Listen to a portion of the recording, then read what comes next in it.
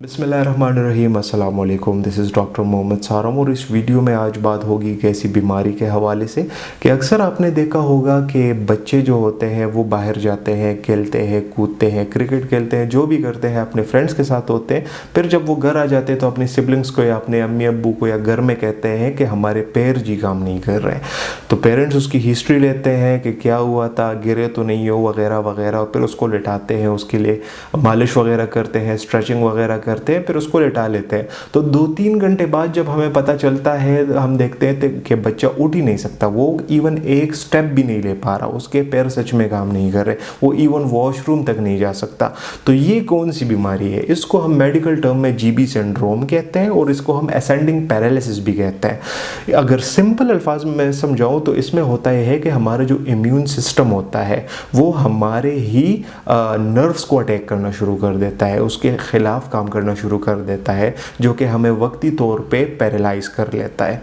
अच्छा, ये अगर इसकी हम हिस्ट्री लेते हैं फिर पेशेंट की, तो उसमें हमें पता चलता है कि 15 या 20 दिन पहले या तो पेशेंट को या इस बच्चे को सांस की बीमारी हुई थी, या इसका गला ख़राब था, या इसको कोई भी वायरल इन्फेक्शन, या इसको मोशंस हुए थे, कोई भी वायरल इन्फेक्शन हुआ था। तो ये बेसिकली कई किस्म के वायरसेस होते हैं जिनकी वजह से ये कंडीशन जो होती है ये आती है, ये बीमारी आती है, और हमारा जो इम्यून सिस्टम होता है वो रिएक्ट करना शुरू कर देता है हमारे ही अपने ही नर्व्स के ख़िलाफ़।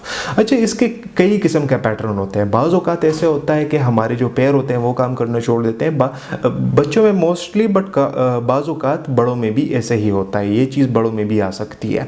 अच्छा, तो होता ये है कि बाज़ औक़ात हमारे पैर काम करना छोड़ देते हैं, बाज़ औक़ात ऐसे होते हैं कि ये चीज़ ऊपर तक आ जाती है, हमारे साथ में बाजू भी काम नहीं करते, बाज़ औक़ात वीकनेस ज़्यादा होती है, बाज़ औक़ात वीकनेस कम होती है, बाज़ औक़ात ऐसे होता है कि कई दिन तक होती है फिर ठीक हो जाती है, बाज़ औक़ात ऐसे होता है कि 3-4 हफ़्ते होने में लगते हैं, आहिस्ता आहिस्ता होती है, फिर 3-4 हफ़्ते जो होते हैं वो होती है, उस टाइम उस जगह पे रहती है जब इसकी फुल इंटेंसिटी पे होती है, फिर 3-4 हफ्ते लेती है ठीक होने में।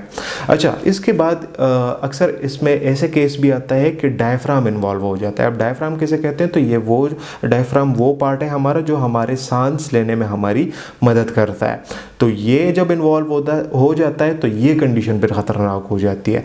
इसमें फिर होता यह है कि बंदा जो पेशेंट होता है वो उसे सांस लेने में दुश्वारी होती है, वो सांस नहीं ले पाता, तो फिर हमें मजबूरन वेंटिलेटर की हेल्प लेनी पड़ती है।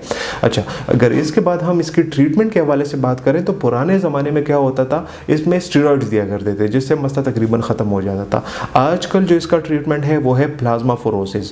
प्लाज्माफोरोसिस में होता यह है, अब प्लाज्माफोरोसिस कैसे कहते हैं? तो प्लाज्माफोरोसिस इसे कहते हैं कि हम एक बंदे के ब्लड से एंटीबॉडीज़ उठाते हैं, पेशेंट के अंदर डालते हैं, और पेशेंट का जो इम्यून सिस्टम होता है वो स्ट्रॉन्ग होता है उसकी वजह से, और वो ये बीमारी जो होती है ये हमारे काबू में आ सकती है। एट द एंड मैं इतना बताना चाहूँगा कि अगर किसी को ये सिम्टम्स है या ऐसे हो रहा है तो इसका इलाज अच्छे से अच्छे डॉक्टर से या अच्छे से अच्छे हॉस्पिटल में करवाएं। मैं फिर से ये बात रिपीट कर लूँ कि अच्छे से अच्छे, महंगे से महंगे नहीं, अच्छे से अच्छे हॉस्पिटल से करवाएं, अच्छे से अच्छे डॉक्टर से करवाएं। तो आज की वीडियो बस यहीं तक थी, उम्मीद करता हूँ आपको इन्फॉर्मेटिव लगी होगी।